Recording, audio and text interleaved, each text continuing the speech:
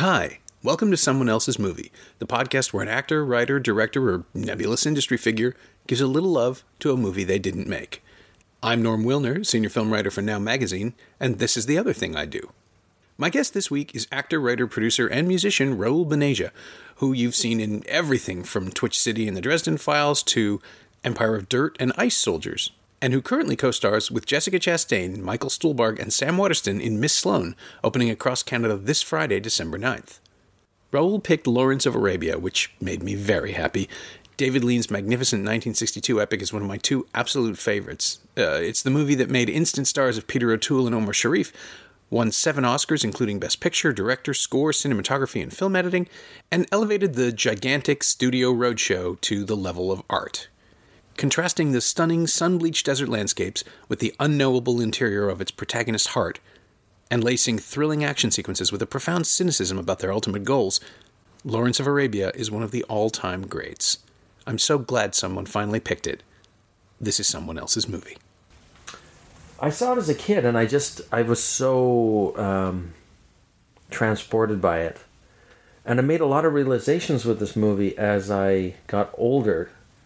You know, sometimes when you like something as a kid, you don't know why. And then, even just thinking about coming in today, I started to think, why when I was, 10 or 11, did I think this was this amazing movie?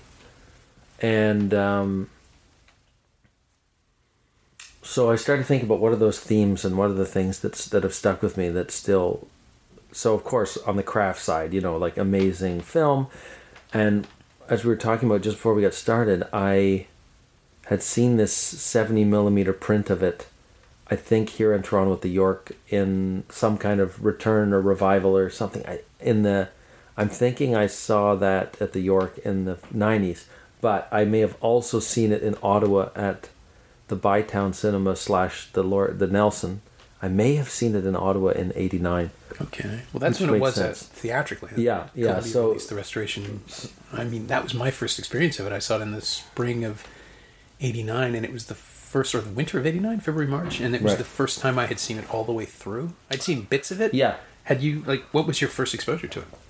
I think I may have seen it on VHS, on a television. Okay. So not the restoration, probably?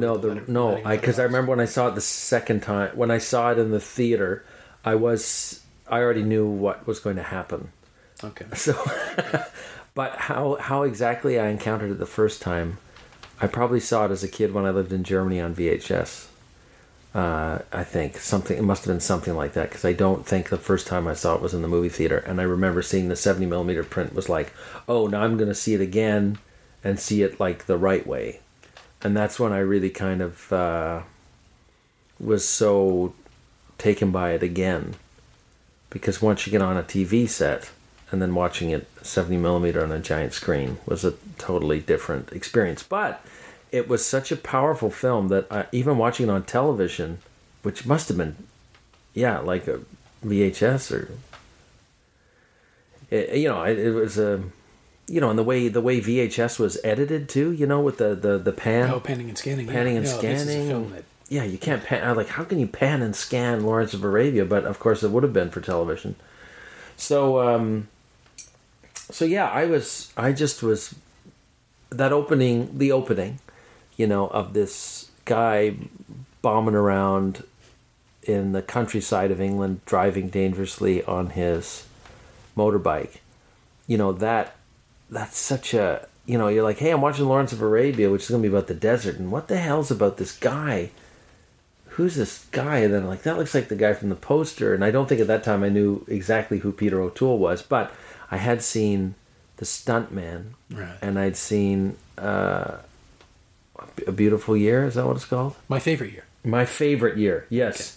Okay. I'd seen My Favorite Year in The Stuntman, and he was, The Stuntman. I mean, come on, what a movie! But still, he's kind of amazing in that movie, and so it kind of began this fascination with that actor, and it's funny because I realized through my career as an actor professionally that, I really fell in love with acting and the kind of actor that Peter O'Toole is in that movie, and he's the person I could relate to, and that he's the person you kind of want to be. And then I remember years later going, oh yeah, but if I was ever in this movie, if I was lucky, I'd be Omar Sharif. And then I thought more recently, no, I'd probably be Anthony Quinn. But as a young kid watching it, I absolutely felt a part of that, part of him. And as a young kid, probably when I was 11, so around the same time, I went on a trip, because I used to live in Germany. I went on a trip with my dad to Egypt. Okay. And I had always wanted to go to Egypt. I was obsessed with Egyptology, and again, this sort of desert theme for me that probably started from Indiana Jones. Right. I was really into archaeology, and I was always more of a Raiders person than a Star Wars person. Okay. So like I saw Raiders in the theater, I don't know, 10 times or something. Like I just would go see it over and over and over again. And so I lived in Germany, and so I was very into trying to understand. Also, I'm born on the 30th anniversary of D-Day. Okay. So I had a lot of interest and curiosity about the Second World War. Both my parents were born in different parts of the world, but they were both born right in the middle of the Second World War. So I was been very interested in it. Anyway, so when I went to Egypt as a kid, I bought one of those headdresses. And I remember I was on this, I took a train with my dad. I went with just me and my dad. It was a father-son trip. And we went on the overnight train from Cairo to Luxor. And on that whole trip, all the train staff would call, because I wore it all the time. I had like my Egyptian, protect yourself in the sun headdress. So all the train workers, all the guys who worked in that compartment would always be like, "Orans, Orans." Really? Oh. Yeah. So I always had this. I was like, "Oh, Lawrence, yeah, Lawrence of Arabia, right?" Because my dad explained it to me, and I knew what they were talking about when I'd seen it. So I'd seen that movie before I was 11 on television. I know that. That's all making sense now. And so I always felt this kind of kinship to him. And then as I learned more about Peter O'Toole, I was fascinated because, of course, he's also half Irish, which I'm half Irish. And his dad was a bookie in Leeds, and I in Dublin, my mom, my grandma, and all my aunts, they all lived above a bookie in Rathgar area of Dublin. Mm-hmm. So I tried to sort of justify my obsession with Peter O'Toole, and then as I trained and became a theater actor. Well, terrible phrase to use because I hate how people say that, but I went to the National Theatre School here in Canada and in Montreal, and I had a classical theatre training, which basically means you don't focus anything to do with on camera until it's too late, but you basically learn a lot about acting for the theatre. Then we saw the ruling class there. Oh wow! Yeah, and so then to see him in the ruling class. And then later I saw Lion in Winter, and then more recently I saw Beckett. Yeah. And Beckett is with Burton. I mean, him and Burton, man, holy smokes. Yeah. And then I had an acting teacher here in Toronto who taught me, who's taught in Toronto. His name's Peter Wilde. He's a real legend of the Canadian teaching acting scene. And he had been in O'Toole's Hamlet for the stage. I think Peter played Guildenstern. And he said, "Oh yeah, O'Toole, man, he was really, he just said, I am not going to do this. I'm not going to do Hamlet like anybody else." And he just said, "Fuck it, fuck all you. I'm going to do it my way." And he was, and in those days too, guys were bombed half the time too. So he was basically like an angry drunk Hamlet for the entire run. So I've just sort of my whole life been collecting Peter O'Toole stories. And the other thing about O'Toole that's interesting for me, I'm very actor focused, as you can tell, is his class, or at least the guys in his year, the years around him at RADA when he was studying to be an actor, were Brian Bedford, who's longtime Canadian actor as well, recently passed away, Alan Bates, and then Richard Harris was also there at the same time, and Albert Finney. And all those guys came from that. They were all working class guys, right? Who, I think, in their work, defined that period of British acting because they were. They had the ability to kind of be aristocratic, but they always knew where the gutter was. Right. And I think that's what made that acting so powerful, and that those guys were able to inhabit those two corners of the British psyche, and those were never too far away from each other. So when you had O'Toole playing Lawrence, obviously this well-educated, aristocratic kind of person, there was an edge to him that didn't really exist in there was an edge to him that didn't exist in the same way when I looked at other actors of the period. Yeah. Playing those kind of roles where it was just kind of more style over substance. Yeah. And O'Toole's Lawrence is someone who is very consciously affecting an aristocratic bearing too. I mean, he may be. It's vague in the film. It's deliberately vague. He says he never knew his father, and his identity is clearly a defense mechanism of some sort. Yes. But instantly, you're drawn to him. He's such a unique figure in the film, to the point where, when I found out that Albert Finney was one of the people who was considered for it, it makes no sense to me. I can't conceive of that actor giving that performance. I'm sure he could have done his own thing. What about John Hurt as Gandhi? Right, Imagine John Hurt as Gandhi compared to Kingsley. I mean, there's a certain thinness. But no, and I mean, what a perfect choice of actor for it, because again, he could kind of that foundling kind of angle, I guess, a bit with Lawrence, and as you say that. I think the other thing over time, what I realized about this movie was the two things I was really drawn to it were that it was the story of someone who is between cultures, and someone who's this outsider who really wants to be on the inside, but in a way, what the fun thing for the audience is that, instead of it being a story of an Arab guy who's really trying to fit into England, it's the reverse. Yeah. And that changed the power dynamic so much.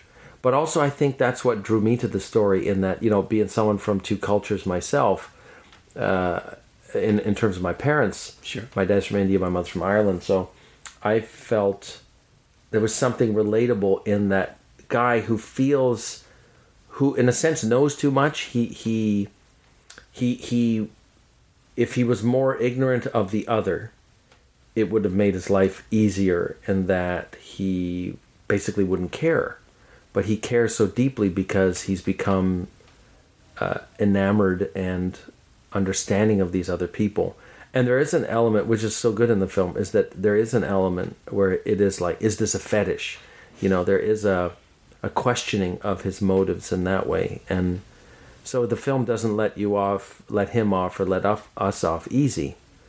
And then also, when I think of works of that time and classic movies, there were very few classic movies that had Arab characters in it. Ironically, one played by Anthony Quinn and the other played by Sir Alec Guinness, which is sort of a function of the time.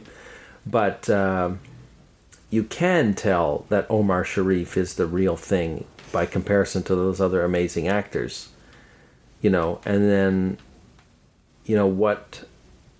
the presence of Omar Sharif in the movie, again, I'm so focused on the acting when I think about it, but that's fine. Everybody finds their own way in. Yeah, but just that, an actor like that, who looks like that, from that background, being given such a prominent role in that film, it's really ahead of its time. And, the casting of Omar Sharif as Dr. Zhivago, in a way, is almost a bigger deal, because he's the lead and it's him, and all those stories of him having to get his hair straightened and all that stuff, right? So, but Omar Sharif is like, without David Lean, there's no Omar Sharif, really. Yeah, and of all the actors in the film, he's given the most iconic entrance. Yes, the film stops dead to watch him in a way it doesn't do for anybody else. An amazing shot in the movie. and a dynamic, he shows up, shoots someone in cold blood, and he's still a good guy. Like, he's the guy we're going to pay attention to. Yeah, and just so, the dressed in black, the contrast, the yin and yang kind of contrast to Lawrence. And, when you're still kind of dealing with a Hollywood that's got a lot of kemosabe stuff going on, and it's really... So again, I don't think watching it I was conscious of that as a kid, but I definitely appreciated that there was that sort of maturity to the narrative, that those people, those others, were fully drawn characters, even if it wasn't all actors of that background that had a crack at it. Still, there was a dignity to those people, and there was a dimension to those characters, which I think it must have appealed to me, because it was so rare to find in so many other films. And at that time, think about it, films that were made 30 years later. This is from 1962. Like 1992, there was still a deficit of those roles in movies, and one could argue in 2016 there still is. But yeah, I was really drawn to that whole landscape of it. And then I started to realize too, again more recently, that I didn't spend a lot of time thinking about my ancestry on my dad's side, but originally my ancestors are all from Sindh, which is now in Pakistan. Okay.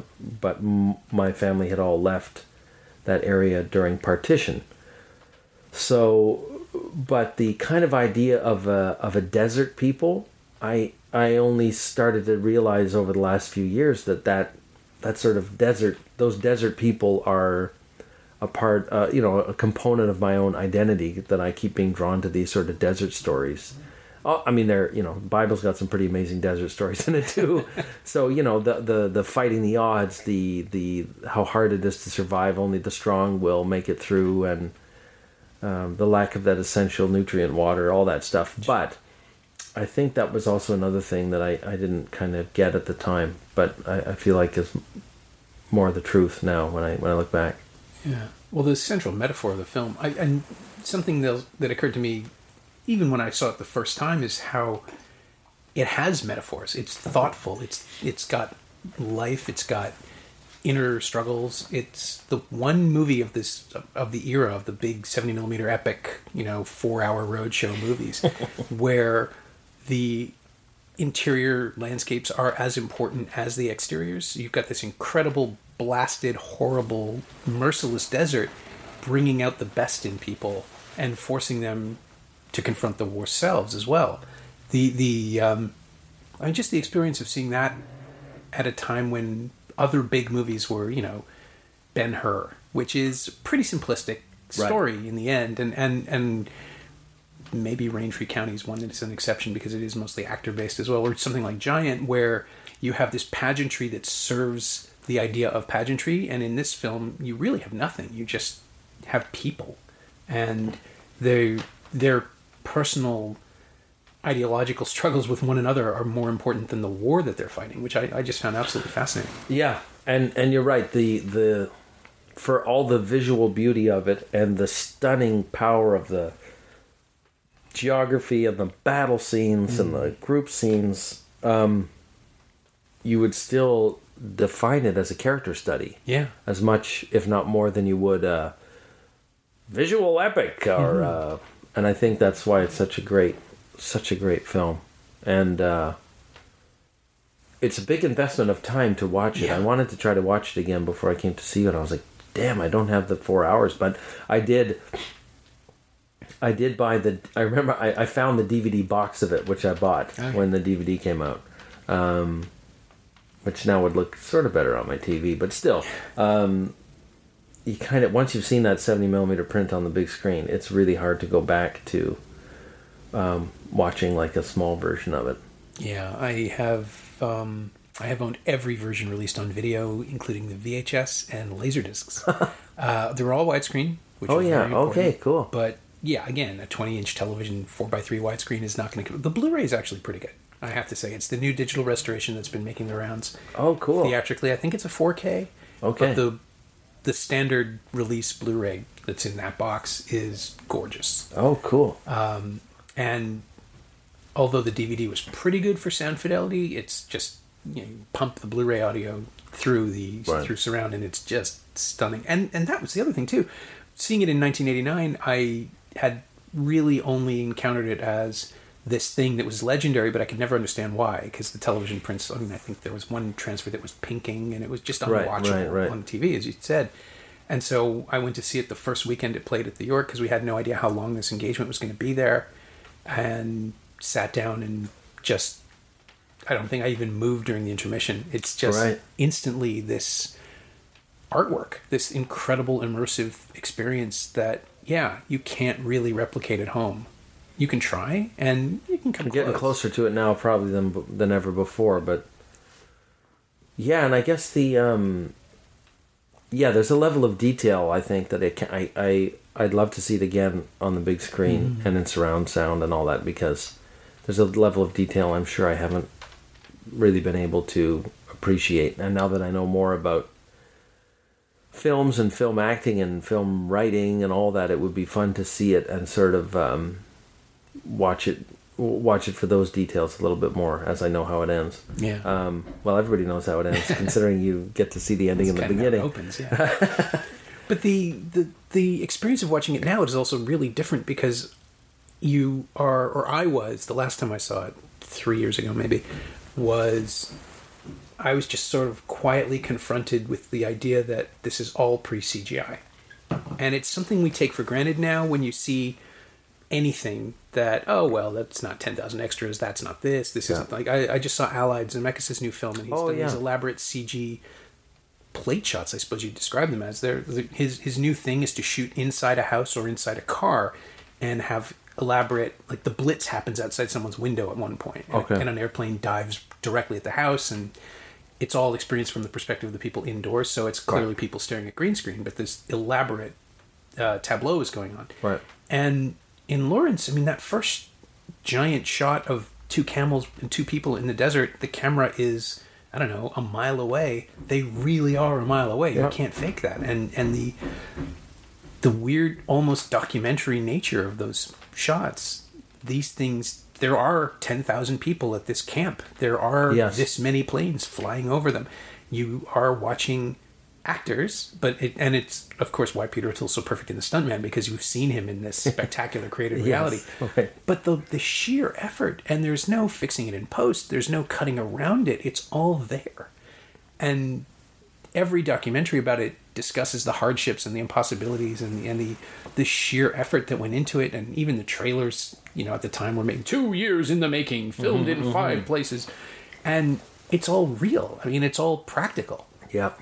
And to see it now is to have to reconcile that constantly. I am not terribly convinced when actors say, "Oh, this was a really hard scene. We shot 75 takes, and we could never break. And the space window was, we had to make sure our eye lines were right for the space window." It's like, yes, but you weren't suffering from dysentery riding a camel. There was a French documentary. Actually, this knits everything together.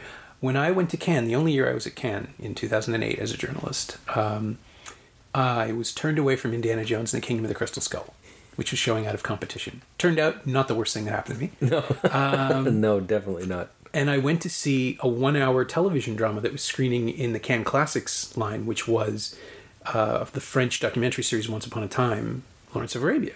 So it was an hour long, and it was mostly stuff I'd seen before, and clips of things. I mean, everyone having died already, there was very little new information. But there was one great story about O'Toole showing up hungover, badly hungover, in a key scene where he's on a camel.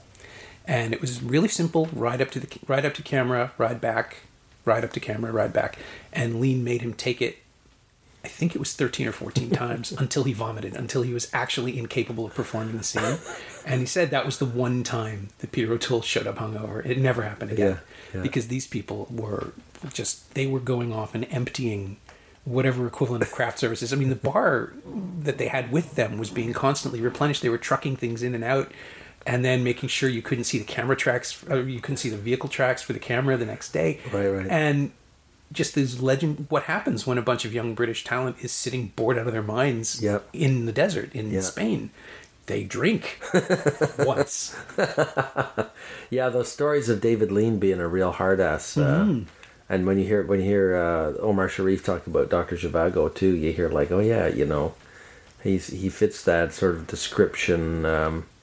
Yeah, it's like the old school coach in sports, you know, who could yell at his players, and now he has to go, you know, have a group meeting and make sure everybody's on the same page and all that. You know, I don't know if the era of the David Lean director could even exist anymore, with the power that stars have, and but you know, how else could something like this have been pulled off without some kind of mildly tyrannical or seriously tyrannical bent?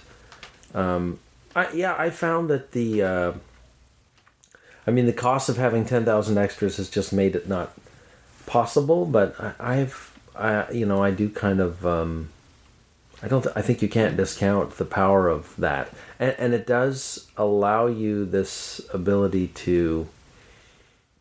It does allow for it to be a bit more of a documentary, even though we've made such great strides with technology. You know, you're still watching the technology, and you're watching the guys who, you know, I mean, I'm so bored of movies these days that, I mean, I go through weird periods where I can't watch movies because I'm frustrated I'm not in them. Okay. Which is kind of a, you know, not really what you're supposed to say if you're an actor who does movies and film and TV. You're supposed to say, oh yeah, I watch everything. I love everything. I got to stay up to speed with everything that's going on. And I should do more of that. But I also go through phases where it's just too disheartening because I look at these things and go like, oh Christ, you know, like, you know, if it's good, I go, wow, I'll never be in that. And if it's bad, I'm like, why did they make this crap? And why are all the best actors of this generation, you know, why do they have to line up to all get into tights and jump around and in all these fantasy worlds? Yeah.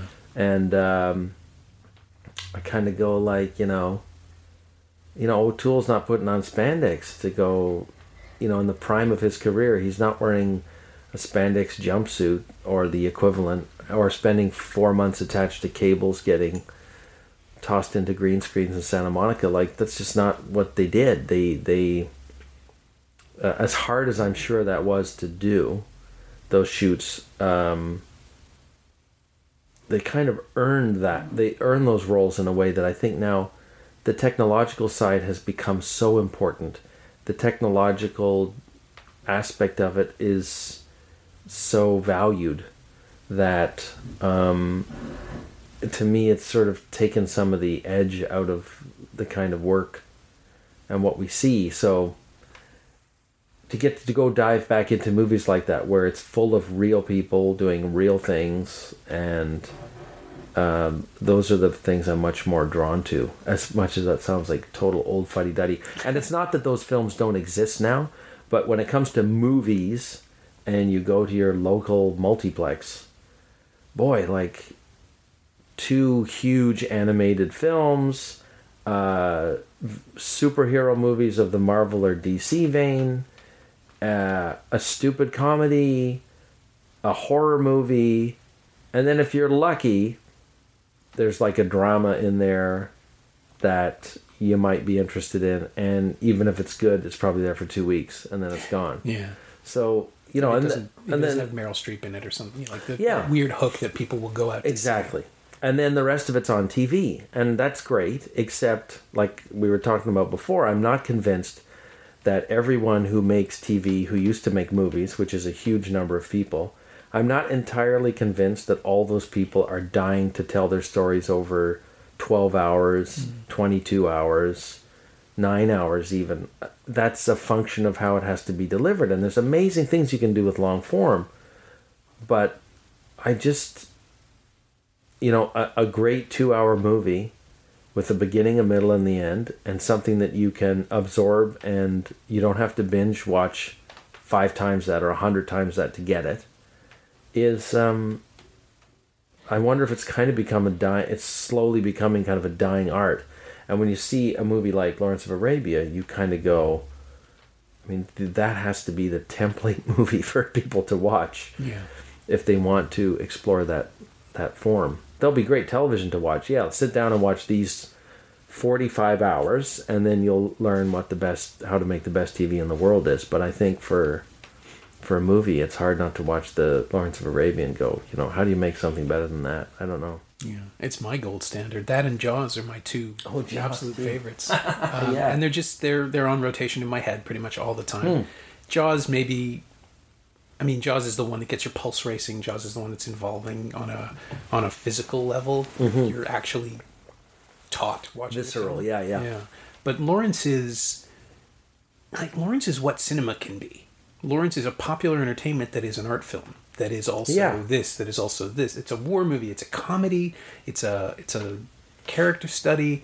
It doesn't fully fall into the brown face is still sure. It's more awkward every year, I suppose.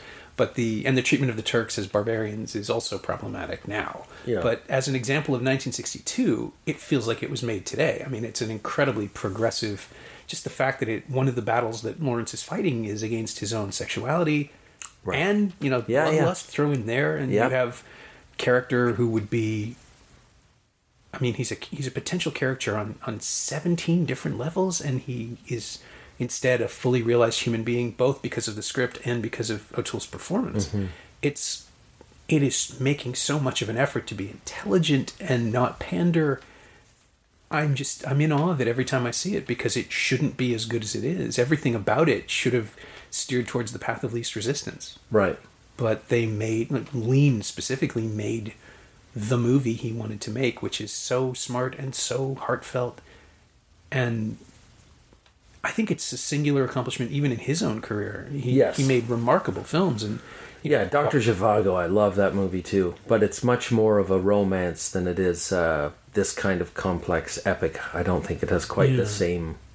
The machinery is more evident. Yeah, I think. Yeah. And in Bridge on the River Kwai, it's the same. Great movie. Oh man, I love that movie too, though. Yeah, but it lacks the central exploration. By definition, right? The whole point of it is that Guinness's character can't be understood until the very end, and that the rest of it can only exist in sort of an attempt to understand him.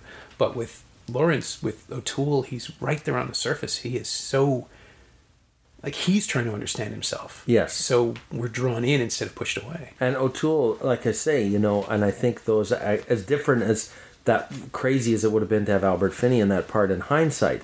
At the same time, or Brian Bedford, totally different kind of person. But, I think about that generation of actor. Now, okay, Richard Harris as Lawrence of Arabia would have been weird, but at the same time, there's this kind of they vibrated with a kind of danger, and I think the thing about O'Toole is that. He's obviously playing this dashing, handsome guy, and for him it was clearly this huge potential break.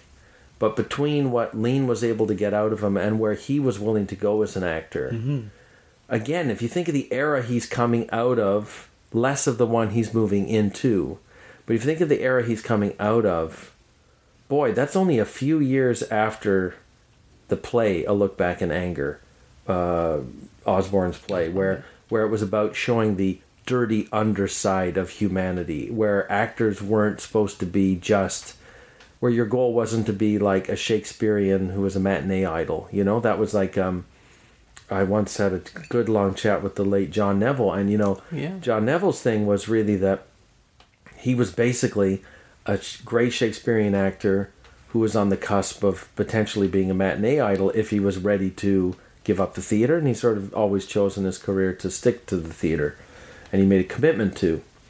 But somehow, just slightly, at the same time, someone like O'Toole was ready for that character, and I think a lot of that group of guys were ready to be ugly, and as actors to be ugly, and not in the sort of ostentatious I put on 100 pounds for this role, that means I'm really trying, or oh my God, this guy lost 40 pounds and he's incredibly buff. Like that physical transformation thing, which De Niro kind of began in some ways, is amazing. But again, that's also become kind of a fetish. When you look at those actors, and Harris too, right till the end, I mean, they were ready to be as unheroic heroes as possible when there were still all these guys, you know, cocking their head to the right, hoping the light shone off their teeth in the correct way. And I think, you know, it's hard to appreciate that, yeah, that 5 years before, 6 years before, you know, you weren't in, if you got that kind of role, you weren't doing it the way he does it. Yeah, or you wouldn't even be asked to. You wouldn't be asked. There was no precedent for it. I mean, Brando had already started it, and I guess, and Brando was supposedly considered for this too, although I still don't believe that. I think that's just something he told people later to screw with them. Yeah. Because there's no, like, I turned it down. Yeah. I would have done it. I would have done it, but yeah. It's possible. I could have been, like, in the 90s. Yeah. I could have done that. And you're right. You know, on the waterfront, sure. You know, but, you know, again, the thing to remember for me is that that's America. Yeah. Like, America had that tradition coming from the group theater and from the actor's studio. And that was found, you know, that dark side, that ugliness, that kind of embracing the crass nature of things. Those plays like Hatful of Rain about heroin addicts in New York and, like, in the 50s, that whole thing was so American that, I mean, maybe that alone was the influence on the British actors, but to me, and the stuff I like, it's an amazing fusion because, you know, an actor like Peter O'Toole is totally able to carry off all the linguistic speech, body, you know, he has so much technique as an actor in that part. Mm-hmm. That balance between technique and gut is, to me, what it's all about, particularly if you come from a tradition like I do, where you're actually trained as a classical actor. Right. You're always wrestling with this thing where you don't want people to see the acting, but you're trying to build a character. And you know, when I look through all those parts he did, right through those later movies, you know, he had even as he sort of became this sort of wino caricature of himself in a way, he still managed that to somehow keep that balance between appearing to be this incredibly smart, sophisticated person who was a dirty dog at the same time. And that's just I mean, most actors are lucky if they have one of the two, but to have both going at the same time. And I don't think you see a generation of British actors now that quite have that alchemy, because the class system has changed, the training has changed, the influence of American cinema's changed so much. Sure.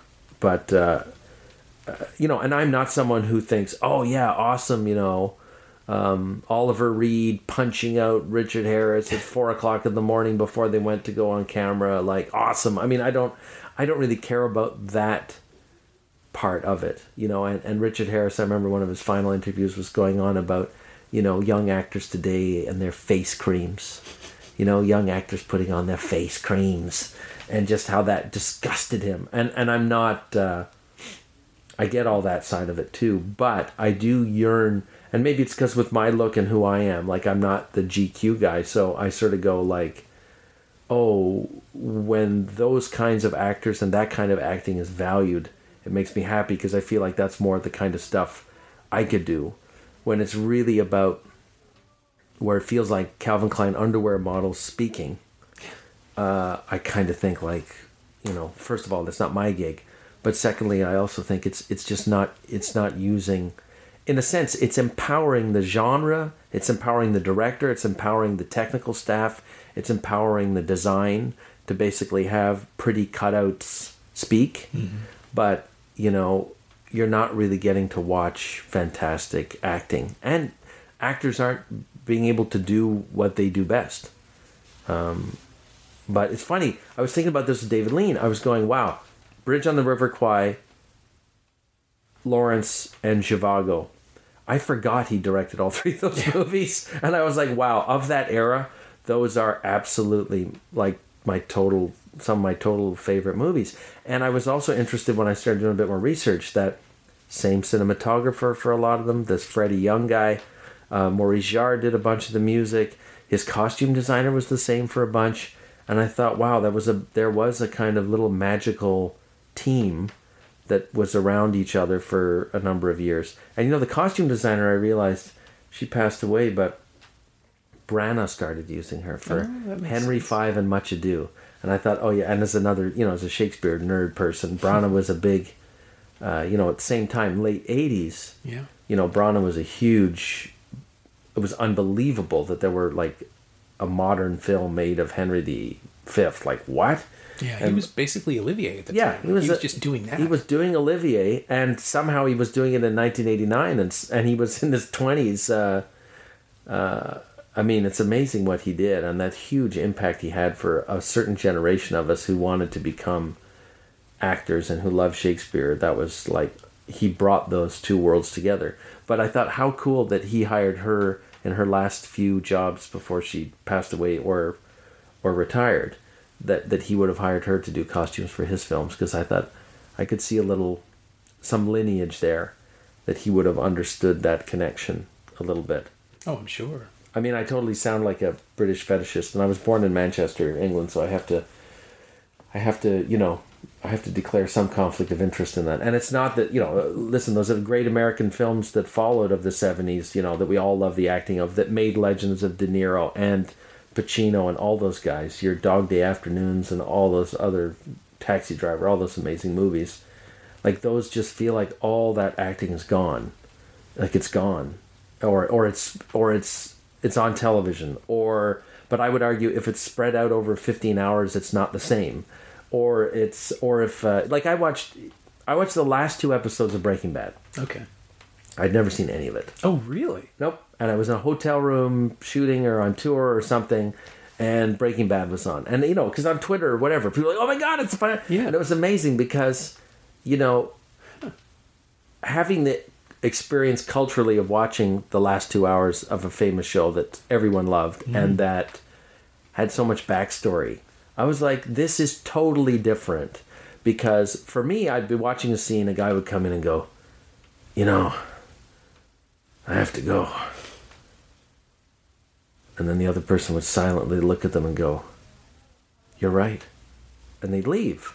And I'd check on Twitter, Facebook, and people are like, oh my God, I can't believe it. It's so, there's so much backstory and subtext and history. And those 2 episodes are the denouement of the series. Like, the climax is the one before. Right, exactly. So it's all this, but what was amazing about it, just as a lesson for me, in how the forms are so different, but we're so quick to put them, to say they're the same thing, is that from an outsider, almost all the scenes in both episodes were meaningless because they had no subtext. Sure. They had no context.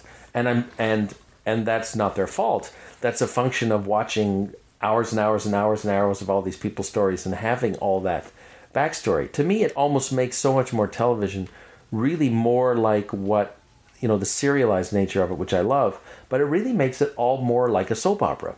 It's almost made like from this quote unquote golden age of television. One of the things that makes it so powerful is that it's serialized and that the viewer knows so much about the backstory of all these characters, and they're spent so many hours with these actors playing those characters. They have so much invested in it.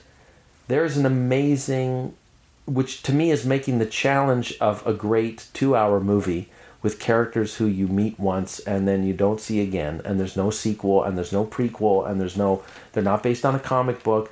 Like, the equation of pulling those films off for me is getting harder and harder, because if you compare it to those long-term relationships people have with the other characters, you kind of can't win. Yeah. And that's why those soap opera actors do those parts for 40 years, because not just because it's a steady paycheck, but they end up having these crazy imaginative worlds that they have concocted and helped concoct, and that their audience has participated in. And I just wonder a little bit if, the On the Waterfront, the Lawrence of Arabia's, if that's going to be kind of a dying art, and that ultimately people will. I look forward to the swing back where people go, you know what, F this, I'm not watching 40 hours. I want a great dramatic story told in 90 minutes that's about something that's really relevant to me right now, that's not set in another land or another universe. Yeah. I think we're seeing it with, I mean, the thing that sprang to mind while you were just saying that is Barry Jenkins' Moonlight. Which is... I can't wait to see that. I've heard so much about it. It's great. I've heard people go crazy about it, and then I've heard other sort of film buffs go like, I don't get it. Like, I don't get it. Well, but they're wrong. It's very simple. It's but structurally, it is that. I mean, you are given 3 distinct periods of this one character's life over 15 years, and you are fully immersed in it, much the same way that Boyhood works. Right. Where when, at the very end of the film... the grown Mason says, oh, I don't want to drink. And someone else says, no, you can have a beer. And he says, no, it's cool. I don't want it. You know why he doesn't want it. You know why he's not interested. Right. And that's because you've spent 2 3/4 hours and 13 years with this kid. Right. And in Moonlight, it's kind of the same thing. It's about tiny incremental developments over long, long stretches of time. But if it was a television series, it would be filled with other supporting characters and incidents that aren't important. And this... like, that's how cinema works. You can be locked in a space with someone. Mm-hmm. The Other Half, the film with Maslany and Tom Cullen. Oh, yeah. Joey Klein's film. Yeah, I haven't seen it. Just you and them in a room for a lot of it. It's just the way they bond and the way they take comfort from one another. These 2 very broken people reaching out to each other. And who then became a couple in real life. I think they already were. Or maybe they were a couple already, but that's... and it's that worked. Yeah, it's one of those things where that's not supposed to read. Like, historically, real life... romances don't translate to screen, but whatever they're doing is sort of outside that expectation. Right. It's different. I mean, if that's how they are together, they probably still can't be together. That's the whole point. Yeah. But I mean, I think we're finding now that the mid-range movie is disappearing. Everybody tells me this every year. Yes. You can't get a picture made for $20 or $30 million unless it's got, 2 A-listers and a concept so high that people will run to see the mystery, like figure out what it is. But creatively, smaller films are percolating with ideas because people are drawn to them. Stuff like Blue Jay and even what's the other one that just went straight to Netflix for no particular reason? I Am the Pretty Thing That Lives in the House, which is a high concept film with basically 2 actors. Those are the movies that get made because they're weird and small and they don't present as much of a risk. Yes. Like I can't conceive of someone pitching a film like Lawrence, even like wherever it's set. Yeah. Maybe The Martian. Like that might be the closest thing to it. Right. Where the environment is as important as the character development. And even then, it's faster paced and there's more going on and there are a million different characters and disparate stories. It's not the same, but it's the closest to it. In 40 years that I can think of. Yes. 50 years. I don't know. It's a weird place to be. But it's, I think that's, not to get into it too much, but in a weird way, that's what makes Miss Sloane a bit weird is that, it's basically, it's more like those mid-range movies. But one reason they're able to make it is because a bunch of those actors did it for not what their rates would be. Right, sure. Because they wanted to work with John Madden, they liked the script, they wanted to be in this thing with Jessica Chastain. And I think, but those are rare, and all those movies seem to come out from late November to Christmas. That's when all those movies come out. And that's that's also like again, you can kind of count those contenders probably. I mean, way better than me, but those contenders you probably can count on 2 hands in 2 sets of hands in a year, right? Yeah. Where it's these are best picture type movies that we all say are best picture, and it'll be cool to see if something like Moonlight kind of makes it up the ladder and makes it through. I mean, it's had such great critical response. I think it'll get screenplay. I think that's it. I think it'll get the Tarantino Award. It'll maybe one of the acting prizes, but I doubt it because the role is divided into 3 actors. 3, yeah. So it's tougher. And I think the Academy is going to deviate. It's going to gravitate more towards something like La La Land, which is an easier sell, and it's not about the nature of the movies. I mean, Moonlight and La La Land were the 2 best things I saw at TIFF, along with maybe Tony Erdmann and The Stairs, and they're just different in a way that one of them seems genetically engineered to win awards, and that's not its purpose, but that is how it plays. Right. And Moonlight is just this thing where it's like, you know what? I had this thing to say. I wanted to make this, and it is a little perfect work of art, but I don't know if the Academy will get to it because it's going to be seeming small compared to some of the bigger ones. Yes. And Miss Sloane is a much more easily digestible film there too, because it's an issue picture. You know, like you can package it a dozen different ways and they're all valid. Yeah. It's the and Chastain, who I honestly think is the greatest actor of her generation, or actress anyway, of her generation, the greatest female actor. She is, like, the stuff she does with her voice in this film is so interesting, and no one's catching it. The reviews are starting to come out now, and no one else seems to have noticed that she does this really cool modulating thing for the character. But it's the sort of film that will, I think, fall between those poles, because it's partially an entertainment and partially serious, and the gamesmanship of the script is going to slide sideways for some people.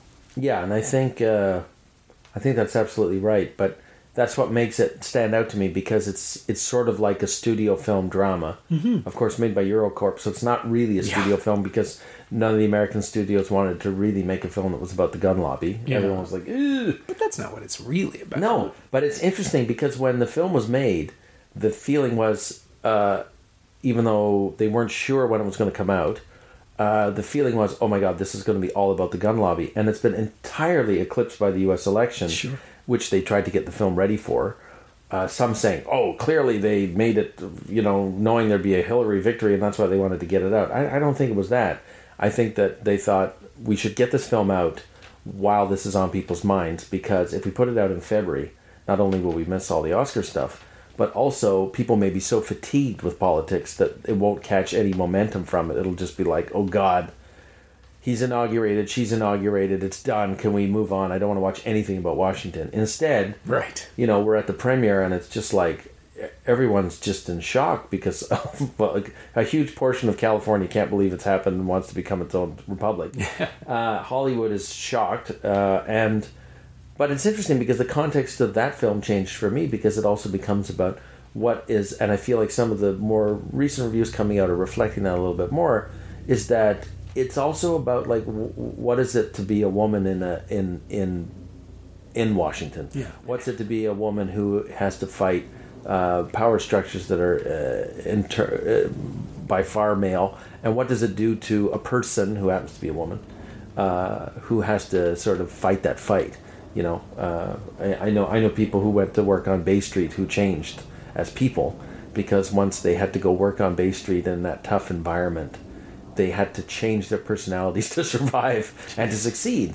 And I think, she was probably a very nice girl in school who, like everybody, and then she transformed. But anyways, that's I'm not supposed to talk about movies that I'm in. No, it's all relevant.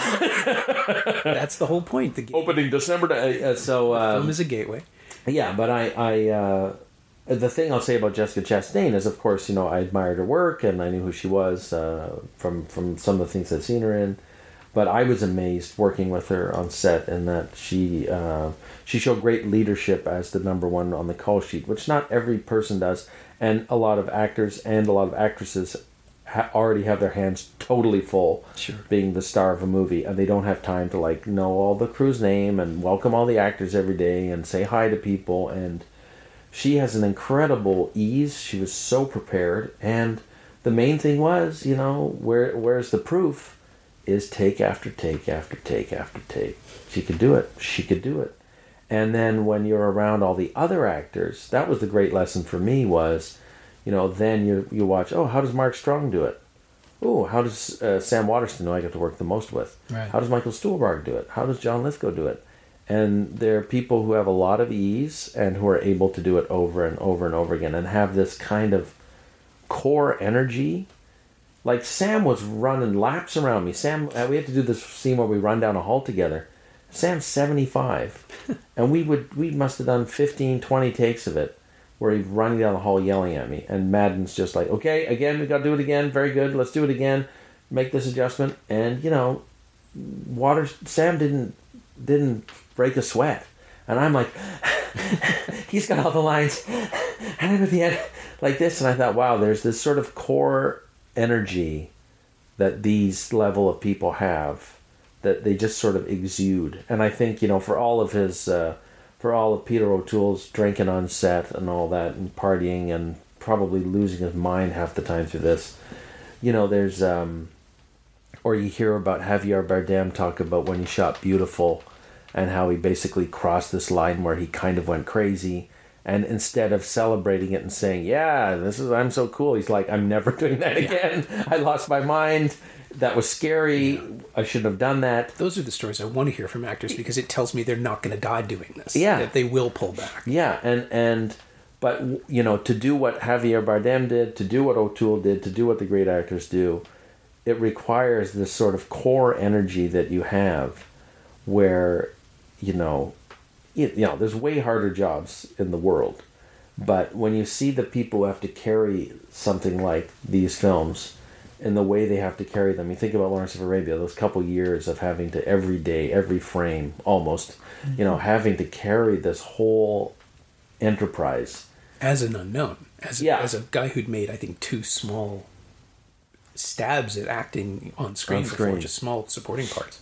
The pressure to do that, and that speaks to a kind of toughness that these people have. And Jessica, she's this petite, quite pleasant vegan who is, as a performer, not just her character, but as a performer, is a very tough, resolved performer. And the fact that even the crazy lifestyle O'Toole led, and Richard Harrison, some of those guys, the fact that they lived, that they survived all their crazy lifestyle. But when it came to the work, these guys laid it down, and that's inspirational to me. So when you're not working on the greatest film epic ever to be made, but you see what the veterans and the top people, what they draw on to do what they do.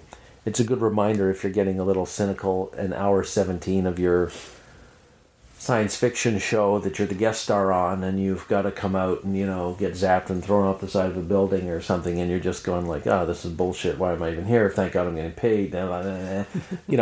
When you watch those people work, you kind of go, oh yeah, right. If you're striving for excellence, if you're striving for that next level, there's a common theme that all those people share, and for me that was one of the great things of working on that film, is I could just see those that even though everyone's personal style was different, there was a resounding commonality to that, as opposed to really high maintenance people who wouldn't come on set, and people who got angry because someone didn't bring them the right coffee, and then which I've seen all that bullshit and all those stunts, and when I saw Jessica in Miss Sloane and how she acted on set, I kept saying to myself, oh God, I wish every 19-year-old actor who just got a lead in a series could see what she's doing now. And I don't know if she was always like that. She's a grown-up now. But I kind of go, if actors could only see that this is how you do it. She went to Juilliard. Yeah. A couple actors I know who've worked with her in the theater spoke of her so highly as a partner on stage, as a theater actor. Again, from the background I'm coming from, I'm bound to say this, but I do think, less bullshit is indulged in the theater because you got to do it 8 times a week. Yeah. So if someone's really high maintenance and falling apart at the seams, they don't work because, and in New York, you sure don't work because there's another attractive, good actor down the street who's ready to take over your role, or who might be your understudy sitting in the dressing room hoping you fall off the stage. Right. So, yeah. I think she learned that way, I'm sure, but it's exciting too, because now she's starting to get more into producing, and she's trying to become more of an advocate for women in film, and I think I wouldn't put anything past what she could achieve on that front. So yeah, I was deeply impressed with her persona and personality, as well as, of course, her talent. But it was pretty amazing to watch her. That's the fun thing, man. When you get to when you do get to work with so many different actors, and like in my crazy career, what is it? I got almost 90 IMDb credits, so I've kind of worked with. This is my 20th year being a professional actor on camera, and I've kind of worked with everybody in different ways. So many different people at so many different levels on size projects, and Canadians and Americans and a few actors from other countries, and it's a real treat to watch how other people work. And, it's fun to still be learning how you can be better and how, to try to keep, not rose-colored glasses, but to keep positive because, when I auditioned for Miss Sloane, I was the first person John Madden saw in Toronto for it, just by fluke. And I was so lucky because his driver was a guy who knew me from other movies and TV stuff. And when his driver dropped him off, the driver said, "Oh, hey, Raoul, how's it going?" I said, "Oh, hey, man, good, you?" And he goes, "Yeah, good." And he goes, "John, yeah, this is one of the good ones. He's one of the good ones." And he walked away, and I thought, "Oh, man, what a perfect intro." So yeah, it's pretty cool now to go on set in this town, and like I don't go on set and not know the makeup person or a gaffer or whatever, and even working on a big Hollywood thing that's shooting here, people might not understand that except for a few key positions, and by key I actually mean key, like a few imported positions from the vast majority of these films are made by Canadians. Yeah. And we can kind of forget that because, Canadian didn't write it or Canadian's not directing it, but so much of the machinery underneath these movies is in a way a domestic achievement. But we don't get to celebrate it in the same way. But nobody ever talks about our crews. Oh, but they're just they've made Terminator movies. Yeah. They've made everything. Yeah, and with Suicide Squad and these huge, crazy undertakings. Just the Del Toro stuff alone, right? Yeah, like there's a team there for everything. I remember he was telling me once that he was going back and forth between production offices 1 week for Melma and Pacific Rim. Yes, and just two completely different teams, one doing a relatively smaller indie, and one doing this giant studio thing at Pinewood, but everyone was Canadian. Like it was all local talent. It must have been hundreds of people. Yeah, and that's my frustration the 20 years of being an actor here is that I feel like we haven't been able to when the bad times come after the good times, and there's it's cyclical. Sure. Whether it's related to the dollar or tax policy or how media is consumed, blah, blah, blah. When we go through these ups and downs, we haven't often been able to take advantage during a downtime to really exploit the expertise and the talent that's been developed on some of these large Hollywood projects. We sort of go back to being this impoverished, no-resourced, low-level Canadian CanCon. Oh, Christ, how are we going to do this thing? Right. But I think now, first of all, it's the scene is getting big enough, the infrastructure is big enough here that we'll only be able to kind of go so small, unless the world is going to end, and then we've all got other problems. Yeah, but right. Saying the world's not going to end, taking that for granted, here's hoping. We kind of have a base level here you can have 2 or 3 big movies shooting here at the same time and have 4 or 5 domestic series and have 3 or 4 or 5 US series here, plus animation, plus all that can happen in the same time in the city. I think the challenge a lot of us actors are facing is, sometimes in a movie like Miss Sloane, it's great because a whole bunch of Torontonian actors get to be in it. Yeah, my Twitter feed. Yeah, exactly. But equally, there'll be other projects here that'll be flying guys up from LA to say 5 lines, and then we kind of go like, oh, really?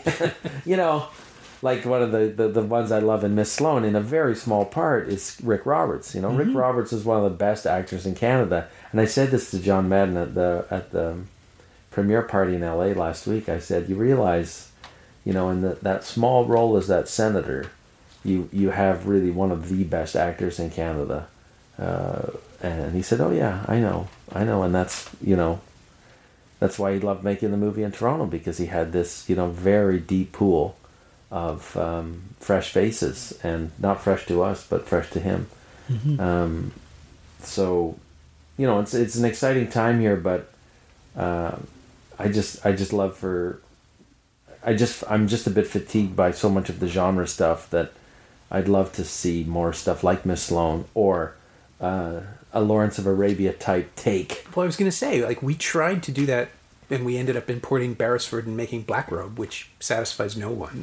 Right. Is there a Canadian Lawrence? Is there a story, a scale or not a scale, but is there a story that would suit that scale here? And could we do it without making it just the most cliched, pandering thing? I mean, I quite like Black Robe, I have to say, in that I know it's, there was I'm sure there was a Canadian director who would have done a fine job on it. But I love the world that Beresford, and that I love the world that story led us into.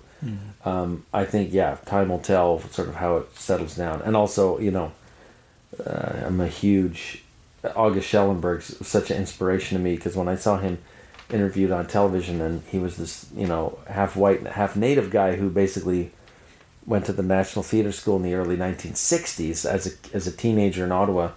I went, oh wow, if he went to the National Theatre School in the 1960s, maybe I could get into this place in the early 1990s.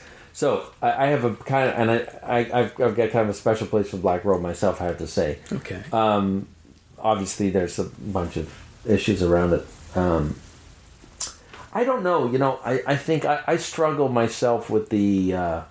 There's great stories from our history as a nation that fit under probably some kind of epic banner. And those have been done with Passchendaele, and there's been these attempts at sort of telling the great Canadian story historically. I've been working on a TV project I've been trying to get off the ground last couple of years, a 1-hour drama that's a period story.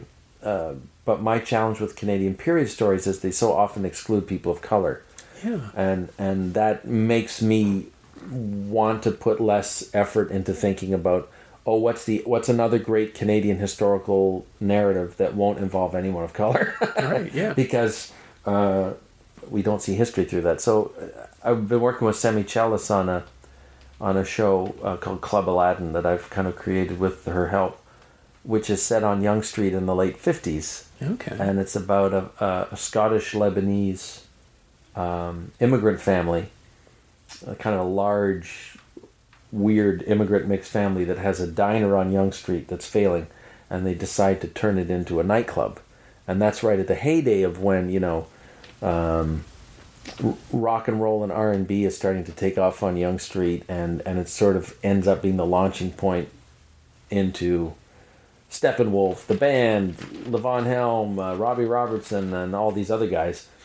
But also it was a time when he could walk up and down Yonge Street and see Oscar Peterson at this club one night, at the Sword Tavern, and then, you could see Ronnie Hawkins and the Hawks the next night. So, my interest is that this club starts bringing up black music from America, and so you end up having kind of like the story of black music outside of America. What impact did it have? And anyways, I'm pitching you my own TV series. Yeah, that sounds interesting. But it's definitely a story that isn't being told. Well, that's it, right? And part of the challenge we have is that when it comes down to it, they're always going to order Anne of Green Gables again. Yeah. And I don't blame them. It's a huge brand, and they're going to sell a ton of them, and it'll be very well made, like the last 5,000 iterations of those stories that have been made on Canadian television. But we have a tendency to feel that people of color didn't really exist, and that those people weren't a part of our fabric. So I tried to create a period drama where people of color are, because of what it's about, it's working class people and people of color at the center of it, in a world where they belong and that they did occupy, and that we're not trying to sort of shoehorn them in.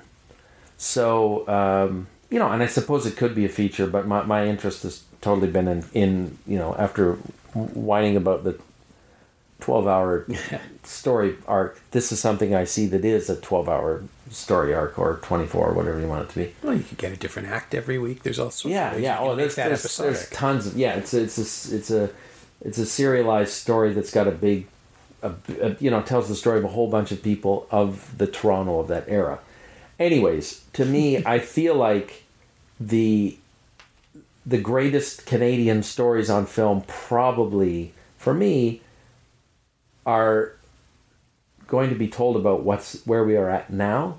I'm sure there's great historical stories, and I look forward to watching them and to other people making them. Right. But because they don't have, probably except for hopefully some stories that involve the Indigenous peoples of Canada, I have to hope that there's more epic, incredible historical narratives that will come from that pool that will be amazing.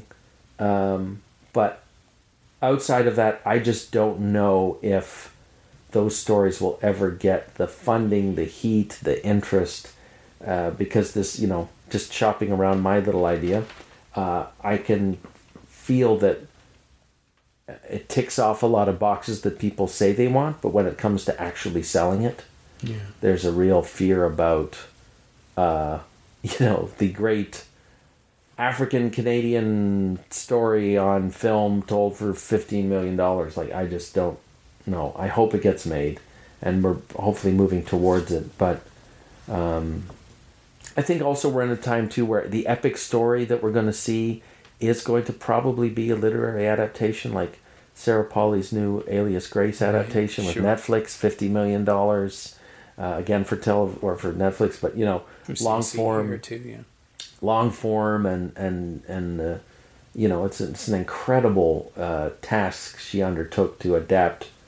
I read a good chunk of the script, and it's like 300 pages long. This is only in a sort of, speaking of people who burn with a core energy, Sarah Polley. I think those will be sort of the epic stories because, again, they have the bonus of being attached to a property that exists. Right. I think one of the things about Miss Sloane is that it is an original screenplay. It's not actually based on a true thing. It draws from real life, but it's not the story from the news that we are turning into a film. Right. And we're in an age where if it's not a book, or if it's not based on a true story, or if it doesn't have some kind of previous brand, it's very hard to get people to engage in it. That's probably what makes Moonlight such a rare gem. And even Lawrence of Arabia, look, at least it had this, there was a character from history. A person from the world's imagination, a very famous person from earlier in the century that people were interested in. Obviously, after this movie, people grew way more interested in him, and when you see pictures of him, you're like, he's no Peter O'Toole. But I think film has that ability to tell those grand stories. I do like the biopic. I have to say, like the biopic, as hard as they are, I have to say I am drawn to the historical biopic quite often, and they don't necessarily always age that well because they have to do about history, and our perceptions of history change. That's such a sliding scale, all that stuff. Yeah, well, it's like science fiction is always about the present, even if it's about the future, and the biopic is always about the era in which it was made, right? As much as it is about the story it's telling. And I think, the reason to tell a period story or a genre story these days has to be, the only reason to tell them is they have to be about now. And I guess I find that hard in some of the sort of superhero movies that we're in now. I find I can't, even though, they'll have themes of civil war, themes of the government gaining too much power, those, kind of conspiracy theory things, I still find, the comic books probably felt like they had more, in certain eras, felt like they had more relevance to what was happening today. Sure. I just find in so much of that I can't really find out what that has to do with life right now. They become so much about themselves, and the Star Wars franchise now, this sort of like the Disney franchise that's going to like expand these and keep cranking them out. Yeah, one a year. Yeah, it's kind of like iPhones. I'm like, am I just buying a new iPhone every year? Am I just sort of falling for this kind of marketing trap? And again, they just they can get any actor they want. They can get everybody to do anything. And it's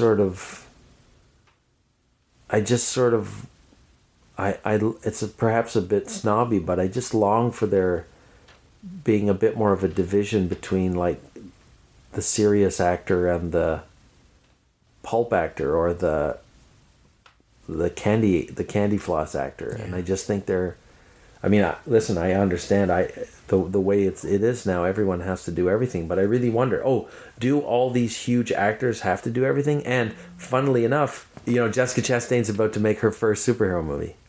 She's going to she's going to do Painkiller Jane, which was based on a comic book, which used to be a sci-fi. It was a television series. Right? It was a television series, but it's based on a. So she's just optioned Painkiller Jane. So I'm like, okay, Well, I want to see that. Yeah, and you kind of go like, well, fair enough. And if anyone, if anyone's earned it, it's her. I mean, that could have been her second movie. Could have been her in a black bodysuit, high kicking guys, and people would have been, oh yeah, great, fine. Yeah, but she didn't, and I admire that she instead did Coriolanus with Ralph Fiennes. Yeah, like, come on, like what? When there would have been all kinds of people advising her, I'm sure. Yeah. Let's get you in the Avengers. Let's get you let's get you to be anybody in any of those things. This is the part where I have to break your heart and remind you that Peter O'Toole is in Supergirl.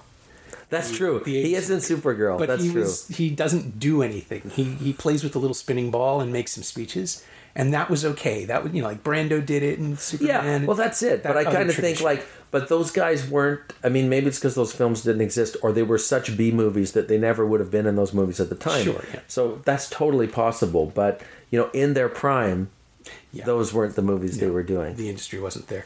So before I let you go, the last question is always the same on the show, which is, what of Lawrence, if anything, have you sort of incorporated into your own creative DNA? What have you borrowed or stolen or relied upon? God, I mean, I'll never be as good an actor as he is on camera. I mean, I'll probably never get as good parts as he'll get either, so that always helps. But I think, and you can't act that kind of magnetism, but I think you can. I think it's, thinking about it yesterday and today a little bit more before I came and speak to you, I think it is that ability to embrace the dark side of a character and really run with it, eschewing your concerns about your look and how you'll be perceived and, how you look with your shirt off, or how much body hair you have, or, all that shit that has become in that sort of Calvin Klein underwear model era of acting that we're sort of either just coming out of or still in the middle of. I can't figure it out, but that the technique and the raw emotion fusing together is something that I think I would love to be able to do or keep doing or aspire to do.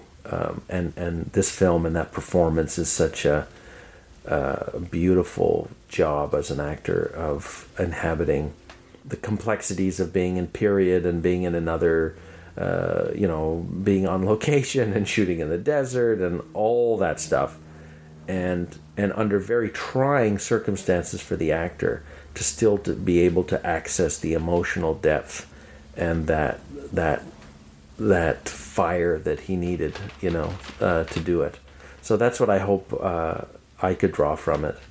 And I'll have to sit down and watch it again soon as a storyteller, just to sort of take in the sort of David Lean and the Robert Bolt, of course, who wrote it as well. Man for All Seasons, Zhivago as well. Very first play I ever did as a kid was second play I ever did was a play called The Thwarting of Baron Bolligrew when I was in grade 7. Okay. And I played Baron Bolligrew, and that's this sort of strange comedic play written by Robert Bolt. So there's another funny little strange connection. The first play I ever really had the lead in was written by the same guy who wrote this movie. So I go, okay, cool, yeah, he didn't write it for me, but that's kind of a connection.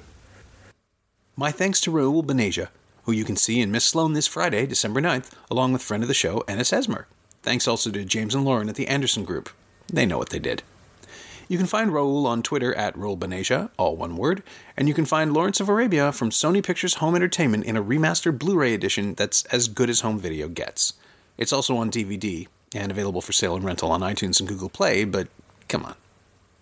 As always, you can find me on Twitter at Norm Wilner and elsewhere on the internet at nowtoronto.com.